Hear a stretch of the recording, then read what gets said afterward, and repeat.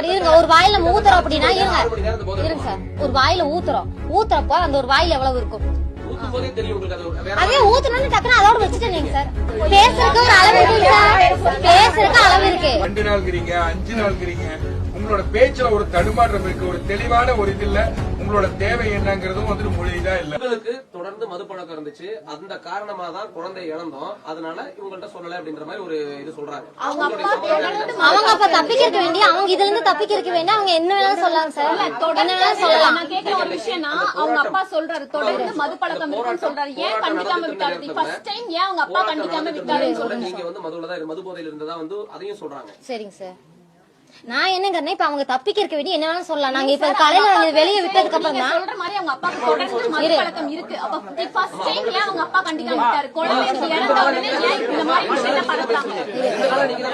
இல்லைங்க சார், இப்ப நாங்க இதை வந்து நாங்க கேட்டதுக்கு அம்மாக்கே தெரியாம குழந்தைய எடுத்துட்டு போயிட்டாங்க, அம்மாக்கே தெரியாம எரிச்சிட்டாங்க. நாங்க இதை கேட்டதுக்கு அப்புறம் எதுக்கு இது தேவையில்லாம இப்ப வருது? அப்ப இது எங்க மேல பழி தானே போடுறாங்க. இப்போ அதை தான் நான் கேக்குறது. இப்போ பாட்டில் வீட்டுக்குள்ள இருக்குதுன்னா ஆம்பளை அவனு தான் வீட்டுக்குள்ள இருக்கிறான், அவன் குடிக்க மாட்டானா? நான் கேக்குறது. அவன் குடிப்பானா குடிக்க மாட்டானா? நான் ஒரு பொம்பளை மட்டும் வீட்டுக்குள்ள இருக்க ஆளுங்க, அவங்க வீட்டுக்குள்ள மட்டும் பாட்டில் இருந்தா சரி பொம்பளைகளை சேர்ந்து குடிக்கிறாங்கன்னு சொல்லலாம். ஆம்பளைங்க தான் வீட்டுக்குள்ள இருக்கிறான், அவன் குடிக்க மாட்டானா? நான் கேக்குறதுங்க சார். சொல்லுங்க நீங்க. இப்ப நாங்க இதை கேட்டதுக்கு அப்புறம் ஏன் இதை வெளியே விடுறாங்க? எதுக்கு? அப்ப என் மேல பழிதானே போடுறாங்க. எதுக்கு இந்த பழி போடணும்? நானே இழந்துட்டு போடுங்க உள்ளதான் போயிருச்சுன்னு பார்த்தா பையனையும் புடுங்கிட்டு போயிட்டாங்க. எதுக்கு புடுங்கிட்டு போனவன்? சொல்லுங்க. அதைத்தான் நான் கேட்கிறேன். கையெழுத்துல போட மாட்டேன்னு நான்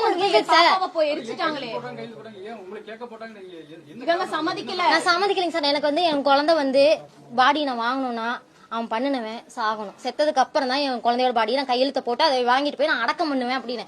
எரிக்கணுங்கிறது நான் சொல்லவே இல்லை. அந்த பிஞ்சு குழந்தை எப்படி எரிக்கலாம்? நான் இப்ப கேக்குறது அத்தனை பேர் எனக்கு சப்போர்ட் பண்ணாங்க சார். காரணம் எனக்கு எல்லாம் தெரியும் சார். அதுதான் இப்ப நான் கேக்குறேன். அந்த இதுதான் எனக்கு தெரியும்.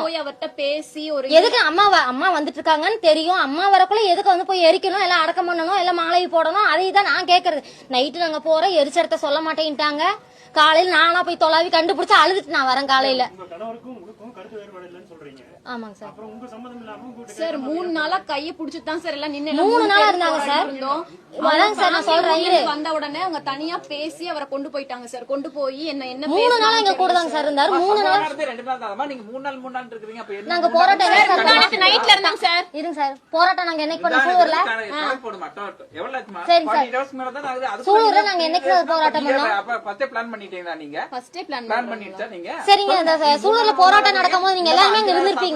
இருக்கிறப்ப எங்க வீட்டுக்காரர் எங்க இருந்தாரு? எங்க பக்கத்துல தான் உட்கார்ந்து இருந்தார். அப்ப பக்கத்துல இருந்தவரு நேத்து நீங்களா ஹாஸ்பிட்டல் இருந்தேன்னு சொன்னீங்க, என் பக்கத்துல இருந்தாரா? உங்களுக்கு பேட்டி கொடுக்கறதுல